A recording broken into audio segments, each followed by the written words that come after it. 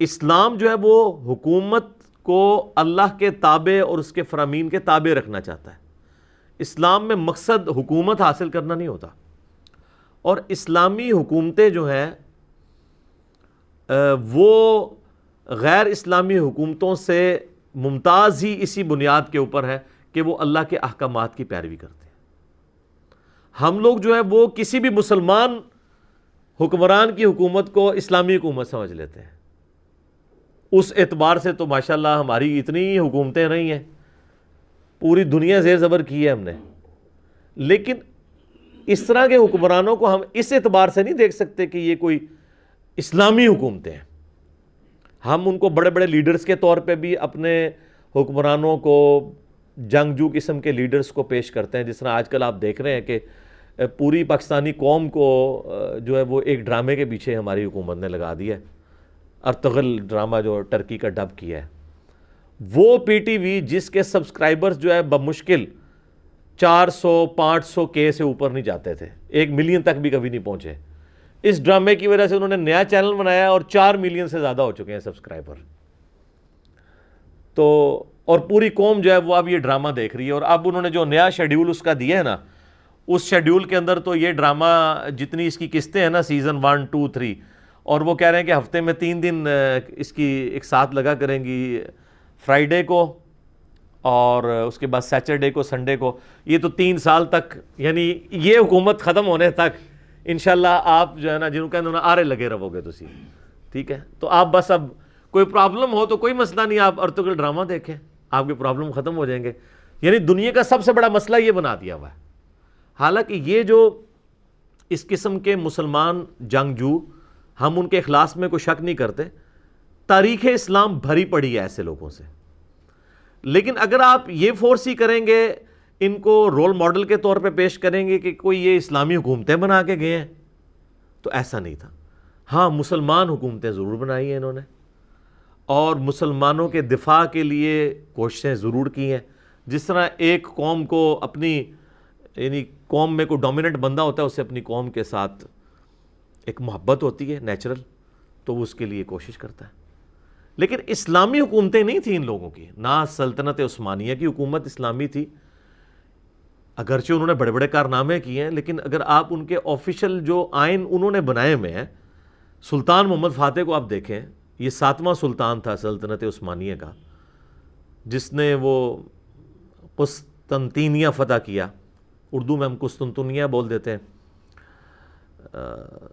Constantine English میں بول دیتے ہیں، یعنی رومن امپائر کا جو گڑھ تھا، جو اس وقت استنبول سٹی ہے ٹرکی کا۔ یعنی آپ دیکھ لیں کہ نبی الاسلام کی وفات کے بعد آلموسٹ 800 سال تک کوئی اسے فتح نہیں کر سکا، اور اس کے اوپر صرف 25 سال تھی اس نے فتح کیا جاؤ۔ 25 سال کیا عمر ہوتی ہے؟ بمشکل 25 سال۔ لیکن جب اس نے آئین بنایا تو اس نے یعنی اس میں لکھوایا کہ کوئی اگر میرے بعد جو سلطان بنیں گے تو جھگڑے کو ختم کرنے کے لیے جو سلطان بن جائے تو وہ اپنے چھوٹے بھائیوں کو قتل بھی کروا سکتا ہے، اور یہ آفیشلی آئین کا حصہ قرار دے دیا گیا، تاکہ جو ایک بڑا قتل و غارت ہونا ہے کہ ایک چھوٹا بھائی علیحدہ فوج بنا لے گا، اس سے چھوٹا علیحدہ بنا لے گا، تو بہتر یہ ہے کہ جو بھی سلطان بنے نا، پہلے ہی تخت نشین ہو کے نا وہ جو جن کے اندر جراثیم موجود ہے نا ان کو ختم کروا دے، اور یہ آئین کا حصہ بنوا دیا۔ ایک طرف اتنا بڑا کارنامہ، اور دوسری طرف حکمرانی والا جو انداز ہے وہ اسی طریقے سے۔ لہٰذا یہ جو فتوحات کو پیش کرنا یا یہ کہنا کہ جی ایک چھوٹا سا کائی قبیلہ جو ہے وہ اٹھ کے تو وہ تینوں بر اعظموں کے اوپر چھا گیا، یعنی پہلے ارطغرل، اس کا پھر بیٹا عثمان، جس کے نام کے اوپر وہ سلطنت عثمانیہ، یا چونکہ وہ عربی کو جب ہم اردو میں لکھتے ہیں نا تو عثمان لکھا جاتا ہے نا تو ٹی ایچ کے ساتھ، تو وہ اوٹمان اور اوٹومانم امپائر اس طریقے سے وہ بن گئی، گریٹ اوٹومانم امپائر، حالانکہ وہ سلطنت عثمانیہ ہے، تو اس کو انگلش میں وہ اس طریقے سے پروناؤنس کر دیتے ہیں۔ تو اگر اسی طریقے سے امپائرز کو ہی آپ نے دلیل بنانا ہے تو سر تاریخ انسانی کے اندر سب سے بڑی جو امپائر تھی نا وہ برٹش امپائر تھی۔ انسانیت کی تاریخ میں اتنی بڑی کبھی کوئی امپائر نہیں رہی ہے، نہ صحابہ کرام کی، نہ تابعین کی، نہ تبع تابعین کی، ان کو بھی اتنی بڑی حکومت نہیں ملی جتنی بڑی حکومت انسانی تاریخ میں، یا نبی علیہ السلام سے پہلے بھی رومن اور پرشین امپائرز بھی اتنی بڑی امپائرز نہیں تھی۔ انسانی تاریخ میں سب سے بڑی جو امپائر ہے نا وہ برٹش امپائر ہے، جہاں پہ سورج ہی غروب نہیں ہوتا تھا۔ آسٹریلیا پورا ان کے پاس، نیچے امریکہ پورا ان کے پاس، ادھر سے افریقہ ان کے پاس، اور ماشاءاللہ انڈیا پاکستان پہ تو ویسے ہی ان کی حکومت تھی۔ یعنی یہ جو گلوب ہے نا، اس کے چاروں کونے آپ لیں نا تو ان میں پورے پورے بر اعظم ان کے پاس تھے۔ تو سورج غروب کہاں سے ہونا ہے؟ پاکستان، انڈیا، بنگلہ دیش کے ایگزیکٹ نیچے امریکہ ہے، اور آپ ادھر آ جائیں 90 ڈگری کے اوپر تو آسٹریلیا ہے، ادھر چلے جائیں تو افریقہ ہے۔ تو کیا آپ کہیں گے کہ ان کے ساتھ کوئی غیبی تائید تھی اللہ تعالیٰ کی؟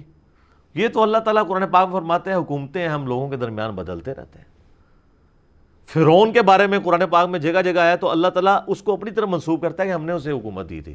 اس کا یہ مطلب نہیں کہ اللہ کی تائید تھی اس کی حکومت کو، مراد یہ ہے کہ وَتُعِزُّ مَن تَشَاءُ وَتُذِلُّ مَن تَشَاءُ، آزمائش کے لیے، کسی کو دے کے آزماتا ہے، کسی سے لے کے آزماتا ہے۔ اور سر برٹش امپائر تو پھر بھی سکیٹرڈ فارم کے اندر تھی نا، بیچ میں دوسری حکومتیں بھی تھی، رقبے کے اعتبار سے اس سے چھوٹی امپائر، لیکن انسانی تاریخ میں سب سے بڑی کانٹیگوس امپائر، متصل، کہ ایک طرف سے شروع ہوتی ہے اور دوسری طرف پہنچ جائے اور کوئی ملک نہ چھوڑا ہو، وہ تاتاریوں کی، منگولوں کی حکومت ہے۔ چائنا سے شروع ہوئے ہیں جناب وہ، اور جا کے مصر تک پہنچ گئے ہیں۔ ایسے انہوں نے 100 سال کے اندر پوری دنیا کو اس طرح چاٹ لیا ہے کہ میں یقین سے کہتا ہوں کہ اس زمانے کے لوگ سمجھتے ہوں گے کہ یہ یاجوج ماجوج ہیں، کوئی شے نہیں چھوڑی۔ اور ان کے دور کے اندر مسلمانوں کے پاس ایک ملک کیا، ایک چپے کی حکومت بھی باقی نہیں رہی تھی، سوائے وہ مصر اور شام والا معاملہ، وہاں پہ بھی ہلاکو خان پہنچ گیا تھا، بس این اس ٹائم کے اوپر جو ہے نا ان کا پیچھے سے خان مر گیا تو وہ 3.5 لاکھ کی فوج لے کے واپس آ گیا اور 40,000 کا لشکر وہاں اس نے چھوڑ دیا۔ اور وہاں پہ جو مسلمانوں کا حکمران تھا سلطان رکن الدین بیبرس، اس نے ایک فیصلہ کن مارکا جو ہے نا وہ جیت لیا، اور وہ پہلی شکست تھی منگولوں کی، ورنہ یہ آلموسٹ 150 سال تک ان بیٹن رہے ہیں یہ لوگ۔ اور اتنے جنگجو، اتنے ان کے منہ ہوتے تھے، 4 گھوڑوں کے اوپر چڑھ جاتے تھے، ایک گھوڑا تھک گیا تو گھوڑے کو ادھر ہی پھینکا، دوسرے پہ چڑھ گئے۔ 200 میل کا سفر وہ کرتے تھے اور تھکتے نہیں تھے۔ ان کی عورتیں بھی جنگجو تھی، اور حالت یہ تھی کہ کسی اگر ملک میں داخل ہوتے تھے نا تو ملک پہ قبضہ صرف نہیں کرتے تھے، وہاں کوئی بھی زندہ نہیں رہنے دیتے تھے بندہ۔ ایک دن میں انہوں نے لاکھوں لوگ قتل کیے ہیں۔ یہ سقوط بغداد جب ہوئی ہے 1258 عیسوی کے اندر، سر لاکھوں بندہ، عورتیں، بچے، مرد ایک دن کے اندر انہوں نے قتل کیے ہیں۔ بغداد کی لائبریری تو الٹ دی، جو آج تک ہم پھر واپس نہیں مین سٹریم میں آ سکے سائنٹیفک فیلڈ کے اندر، وہ تو کیا ہی کیا ہے، جو لوگوں کو قتل انہوں نے کیا ہے ایک دن کے اندر۔ اور مسلمانوں کے حکمران جن کو آپ اس وقت کہتے ہیں جی سلطنت عباسیہ کے خلیفۃ المسلمین، وہ عورتوں کے درمیان بیٹھے ہوئے رقص دیکھ رہے تھے اور شراب کی حالت میں بیٹھے ہوئے تھے، اور وہ تاتاری جو ہے ان کے بارڈر پہ آ پہنچے تو یہ اپنا اتنا زیادہ سونا اکٹھا کر کے لے گیا کہ میں ان کو مال دے کے جان چھڑا دوں گا۔ ان کا ہم نے مال کیا کرنا ہے، ہم تم لوگوں کو نہیں رہنے دیں گے، تو تمہارا مال تو ویسے ہی ہمارا ہے۔ اور واقعی عذاب الہی مسلمانوں کے اوپر نازل ہوا منگولوں کی شکل میں، اور مسلمان کیا، کوئی بھی نہیں بچا ان سے، کوئی جگہ نہیں انہوں نے چھوڑی۔ لیکن پھر ظاہر ہے بریک آ کے لگ گئی ان کو مصر سے، پھر آہستہ آہستہ ان کے اندر آپس میں پھوٹ پڑی اور معاملات۔ لیکن اتنی بڑی متصل حکومت انسانی تاریخ نے نہ برٹش نے دیکھی ہے، نہ رومنز نے، نہ پرشینز نے، نہ مسلمانوں نے، جو منگولوں نے دیکھی ہے۔ کہ پوری سمجھ لیں جو مین آپ کا یہ ہے نا ایشیا، ساؤتھ ایشیا اور یہ مڈل ایسٹ سے لے کے افریقہ کے بھی کارنر تک، ادھر سے یورپ تک، مکمل طور پہ کوئی ایک چپا بھی نہیں جو انہوں نے چھوڑا ہو۔ لیکن حالت ان کی یہی تھی جو ہم سورۃ البقرہ میں آیت نمبر 205 میں پڑھ چکے ہیں کہ وَإِذَا تَوَلَّا سَعَىٰ فِي الْأَرْضِ لِيُفْسِدَ فِيهَا وَيُهْلِكَ الْحَرْثَ وَالنَّسْلَ وَاللَّهُ لَا يُحِبُّ الْفَسَادَ۔ ایٹیچیوڈ یہ تھا، قتل کر دیتے تھے۔ اس لیے آپ دیکھیں کہ اتنی بڑی حکومتیں مسلمانوں سے بڑی حکومتیں ان لوگوں نے اویل کی، چنگیز خان نے اور اس کی اولاد نے، لیکن آج ان کا کوئی فالوور نہیں دنیا کے اندر۔ ہاں صرف آپ ایک ہسٹری کے طور پہ پڑھ لیں، آپ یوٹیوب پہ جا کے لکھیں سیکرٹ ہسٹری آف منگولز، تو آپ کو پتہ چلے گا کہ اس طرح ایک جھونپڑی میں رہنے والا شخص پوری دنیا اس نے فتح کر لی۔ سکندر اعظم تو اس کے مقابلے میں چوزا بھی نہیں تھا، جتنی بڑی اس نے سلطنت فتح کی چنگیز خان نے، لیکن اثرات کوئی نہیں چھوڑے۔ لیکن دیکھیں مسلمانوں کے پاس ایک چپا بھی زمین نہیں رہی تھی، آج دیکھ لیں پھر دوبارہ 57-58 ملک ہیں مسلمانوں کے پاس۔ لیکن یہ نہیں ہوا کہ اسلامک ریولوشن ختم ہو گئی ہو۔ اسلامک ریولوشن چونکہ کتاب اللہ یعنی وحی کی تعلیمات کے اوپر ڈیپینڈنٹ تھی،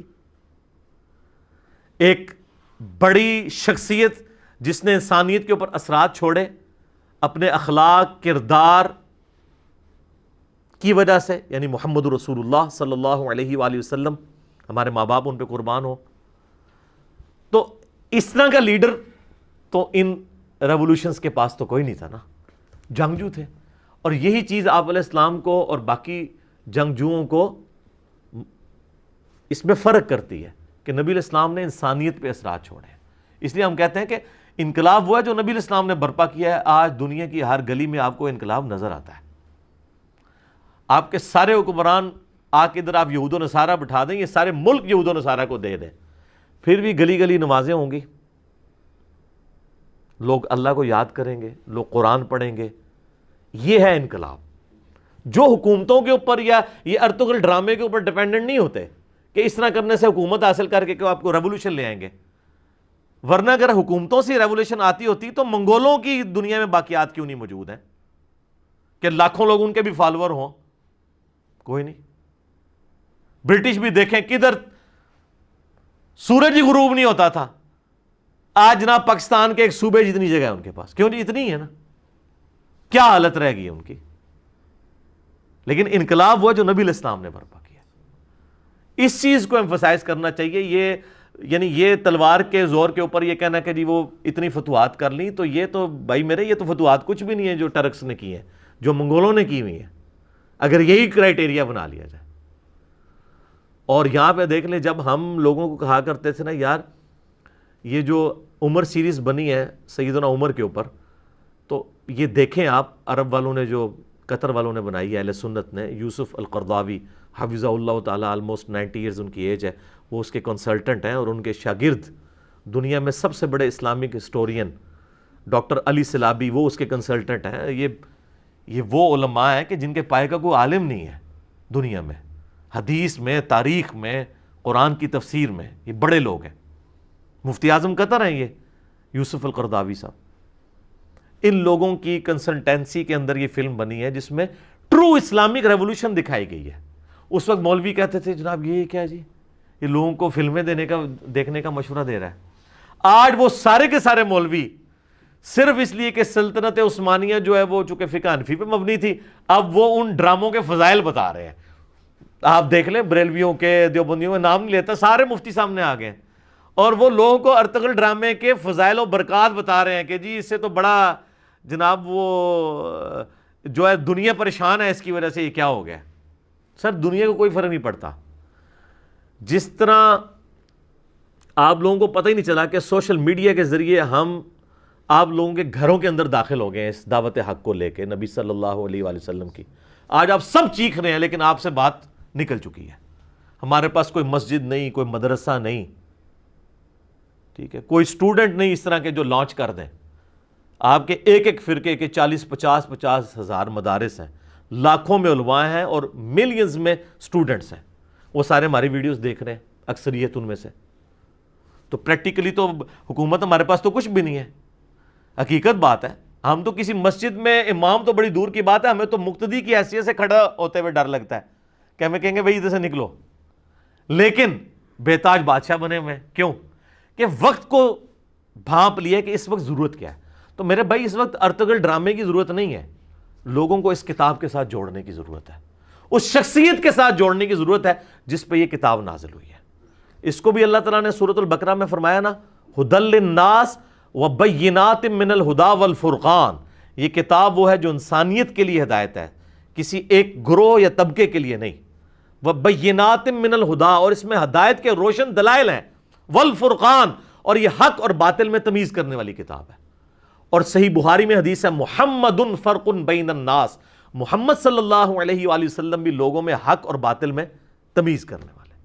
تو آپ الفرقان اس کتاب، اور یہ کتاب جو کتاب جس کو کہتے ہیں مجسم محمد رسول اللہ صلی اللہ علیہ وآلہ وسلم کی مبارک ذات، اس کے ساتھ لوگوں کو جوڑے، وہ ریولوشن ہے۔ حکومتیں حاصل کرنے سے کچھ نہیں ہوتا، فتوحات کرنے سے کیا ہوتا ہے؟ کچھ بھی نہیں ہوتا۔ باقی جو نیگیٹو اعمال ہیں وہ بھی چلتے رہے آپ کے سامنے کہ کیا کچھ یہ لوگ کرتے رہے۔ تو میں مجھے بڑے لوگ کہہ رہے تھے ابھی بائی چانس، چونکہ یہ آیات آ گئی سورۃ البقرہ کی، تو مجھے یہ ذہن میں بات آ گئی کہ یہ ڈرامے لگانا چھوڑیں اس قوم کے ساتھ، ٹھیک ہے نا؟ پوری قوم کو ڈرامے کے پیچھے لگایا ہوا ہے، اور جناب وہ جی سعودیہ والوں نے بندی لگا دی ہے، جی اس سعودیہ میں تو ملوکیت ہے، ان کو اس سے کوئی غرض نہیں ہے، انہوں نے تو بندی لگانی ہے نا، ٹھیک ہے؟ بات یہ وہ بندی اٹھا بھی لیں تب بھی کوئی اسلام کی خدمت تو اس کے ذریعے کوئی نہیں ہو رہی ہے، ٹھیک ہے؟ سعودیہ کی حکومت کو تو ہم ویسے ہی کنڈیم کرتے ہیں کہ ہم تو کہتے ہیں کہ ٹرو اسلامک ڈیموکریسی ہونی چاہیے، یہ کسی خاندان کا کام نہیں ہے کہ وہ تلوار کے زور کے اوپر جو ہے وہ مسلط ہو جائے عوام الناس کے اوپر اور ان سے جینے کا حق بھی چھین لے، اور جو مسلمانوں کو جو مختلف مکاتب فکر کے لوگ ہیں ان کو اپنے اسکول آف تھاٹ کے مطابق دین پریکٹس کرنے سے روک دے۔ اس طرح تو نہیں ہونا چاہیے، علمی اختلاف کریں، آپ اجازت دیں سب کو، لیکن وہاں انہوں نے اسٹرکٹ کیا ہوا ہے سلسلہ۔ جس طرح یہاں پہ بھی آپ دیکھ لیں تو ہمارے ملک کے اندر بھی انڈکلیئرڈ تو ایک خاص مکتب فکر کی حکومت ہے نا، باقیوں کے لیے تو سانس لینا بھی یہاں پہ مشکل ہے، اس طرح وہاں پہ بھی یہی صورتحال ہے۔ تو وہ چھوڑ دیں ڈرامے۔ تو اب جو لوگ عمر سیریز کو، جو واقعی ٹرو ریولوشن تھی جس میں نبی علیہ السلام کی مبارک سیرت کو، صحابہ کرام کی قربانیوں کو فلمایا گیا ہے اور بڑی محنت کے ساتھ، اس کی مخالفت کرتے تھے۔ اچھا سعودیہ نے عمر سیریز کی بھی مخالفت کی تھی، وہ اس لیے کہ وہ کسی صورت نہیں چاہتے کہ ملوکیت خلافت میں کنورٹ ہو، ٹھیک ہے؟ وہ تو چاہیں گے کہ بھئی یزید اوپر ہو اور حسین نیچے ہو، نعوذ باللہ۔ لیکن اللہ نے جب اہل بیت کو سربلندی دی ہے تو ان سے تو کوئی نہیں وہ سربلندی چھین سکتا۔ صلاۃ بر محمد و آل محمد، اللہم صلی علی محمد و علی آل محمد۔ تو یہ آپ ان چیزوں کو، ان ڈراموں سے باہر نکلیں اور ریئل لائف کی طرف آئیں۔ تو اب وہ علماء جو کہتے تھے عمر سیریز نہ دیکھیں، اب وہ ارطغرل ڈرامے کے نا فضائل و برکات سنا رہے ہیں۔ وہ سارے علماء، بریلوی ہوں، دیوبندی ہوں، آپ دیکھیں اہل حدیث جو ہیں یا مخالفت کر رہے ہیں یا خاموشی اختیار کر رہے ہیں، ان کا تو مسئلہ سعودیہ ہے، ان کو تو اس سے کوئی غرض نہیں ہے کہ ڈرامے کے اندر کیا دکھایا گیا، ان کا مسئلہ کچھ اور ہے، کیونکہ انہوں نے تو عمر سیریز کی بھی مخالفت کر دی تھی، حالانکہ سیدنا عمر تو کامن پرسنالٹی ہے نا، تو وہ ان کا مسئلہ ڈیفرنٹ ہے۔ ادھر بھی اب وہ کہہ رہے ہیں کہ جی ہم نوجوانوں کو جناب وہ مشورہ دیں گے کہ جو فلمیں دیکھتے ہیں وہ یہ دیکھ کے سوئیں، چلیں یہی دیکھ لیں۔ تو سر اس کی بجائے نا ان کو بتائیں کہ آپ نے دیکھنا ہے نا تو آپ عمر سیریز دیکھیں، وہی مشورہ دینا، ٹھیک ہے؟ ادھر صرف چونکہ وہ اپنے ایک فرقے کو پروموٹ کرنا تھا کہ جی وہ چونکہ سلطنت عثمانیہ میں فقہ حنفی مکمل طور پہ رائج تھی، پھر ان لوگوں نے خانہ کعبہ شریف کے اندر 400 سال تک تقریباً 4 مسلح رکھے، یہ تو سعودی حکومت نے آ کے اٹھائے ہیں، یہ سعودی حکومت کا ایک ایسا کام ہے جو اپریشیٹ کرنا چاہیے۔ اور اب میں نے پیش گوئی کی ہے کہ قیامت تک 4 مسلح نہیں ڈال سکتے۔ کیوں؟ 4 کیسے ڈلیں گے؟ حنفی 2 ہیں، حنفی بریلوی اور حنفی دیوبندی، کس کا مسلح ڈالے گا؟ اور ان کے اختلاف جو ہے وہ کس نوعیت کا آپ کو پتہ ہے۔ تو اب یہ جو لوگ کہتے تھے نا کہ 4 اماموں کے اوپر اجماع ہوا ہے، اسی اجماع کی بنیاد پہ انہوں نے جو ان کا سو کارڈ بند کمرے والا اجماع، اسی اجماع کے بنیاد کے اوپر انہوں نے 4 مسلح حرمین میں ڈالے تھے۔ اجماع ٹوٹ کیسے گیا؟ اجماع پہ تو اللہ کا ہاتھ ہوتا ہے۔ المستدرک الحاکم میں صحیح سند سے حدیث ہے 399 نمبر کہ نبی صلی اللہ علیہ وآلہ وسلم نے فرمایا اللہ تعالیٰ میری امت کو کبھی بھی گمراہی پر جمع نہیں ہونے دے گا، جماعت پہ اللہ کا ہاتھ ہے۔ اگر یہ جماعت پہ اللہ کا ہاتھ ہے اور آپ یہ کہتے ہیں یہ اجماع امت تھا 4 مسلوں والا، یہ ہاتھ اٹھ کیوں گیا اب؟ اور ایسا اٹھا ہے کہ اب دوبارہ ہوگا بھی نہیں۔ کنفرم کر، آپ دیکھ لیں، آپ ووٹنگ کروا لیں۔ دیوبندی بریلوی کیا یہ بھی ماننے کے لیے تیار نہیں ہوں گے کہ 1 سال مسلح جو ہے وہ حنفی دیوبندیوں کو دے دیا جائے اور حنفی بریلویوں کو 1 سال دے دیا، اس پہ بھی تیار نہیں ہوں گے، کیونکہ ان کے بزرگوں نے جو اسلامی خدمات کر دی ہیں نا، اعلیٰ حضرت نے 1905 میں جو کتاب لکھی ہے اسام الحرمین، جس میں انہوں نے لکھا ہے کہ علماء دیوبند کے بارے میں کہ یہ لوگ بالاجماع اسلام سے خارج ہیں، مرتد ہیں، اور ان کے اسلام میں یعنی ان کے کفر میں شک کرنے والا بھی جو ہے نا وہ کافر ہے. تو واجب القتل لکھ دیا انہوں نے دیوبندیوں کو، کروڑوں کو. اور اس کے جواب میں جب 1906 کے اندر خلیل احمد سہارنپوری نے اس کتاب کا جواب دیا تو لکھا المحند علی المفند کتاب لکھی. اس کے اندر انہوں نے لکھا کہ احمد بریلوی اور ان کی جماعت پورا ایک شیطانی لشکر ہے جو ہم علماء دیوبند رضی اللہ عنہم پر حملہ آور ہو گیا. 14ویں صدی کے مولوی رضی اللہ عنہم. تو جب اس لیول کا اختلاف ہو تو ایک مسلح حنفی ڈال سکتا ہے؟ تو یوٹیوب پہ میرا ایک کلپ دیکھ لیں، خانہ کعبہ میں 4 مسلح، کیا امام کعبہ حنبلی ہیں؟ تو آپ کو پتہ چل جائے گا. اب یہ منہ چھپاتے پھرتے ہیں، کہتے ہیں نہیں وہ بس وہ حکمت کے تحت اٹھا دیے. حکمت کون سی؟ اجماع کہاں سے ٹوٹ گیا آپ کا؟ تو اس کا مطلب وہ اجماع نہیں تھا. اجماع نہیں ٹوٹا کرتا، اجماع اور نہ اجماع بدلا کرتا ہے. اجتہاد بدل سکتا ہے، اجماع نہیں بدلتا. اجماع چلتا ہے اسی طریقے سے، اجماع کو کوئی نہیں توڑ سکتا.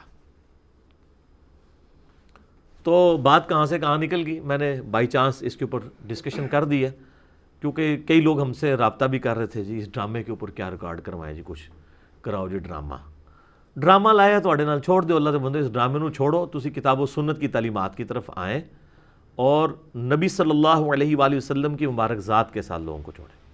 ٹھیک ہوگا جی؟ اللہ تعالیٰ سے دعا ہے جو حق بات میں نے کہی اللہ تعالیٰ ہمارے دلوں میں راسخ فرمائے. اگر جس بات میں میرے منہ سے کوئی غلط بات نکل گئی تو اللہ تعالیٰ ہمارے دلوں سے معاف کر دے.